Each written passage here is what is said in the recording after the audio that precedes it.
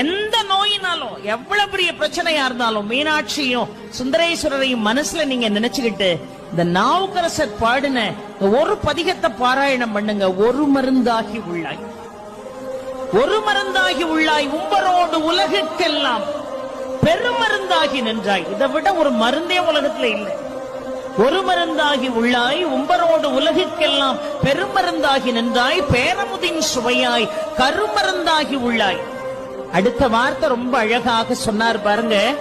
ஆளும் வல்வினைகள் தீர்க்கும் அருமருந்தா, ஆளும் வல்வினைகள் தீர்க்கும் அருமருந்தா, ஆலவாயில் அப்பனே அருள் செய்யாயே என்று அழகாக பாடுகிறார் என்று சொன்னால், ஆளும் வல்வினைகள் நம்மை துரத்தி கொண்டே இருக்கிறது. அந்த வல்வினைகளால நாம எவ்வளவோ, அந்த கர்ம பலன்களால எவ்வளவோ பிரச்சனைகள்ல நாமெல்லாம் சிக்கி தவிக்கிறோமே. அந்த ஆளும் வல்வினைகள் தீர்க்கக்கூடிய அருமருந்தாக விளங்கக்கூடிய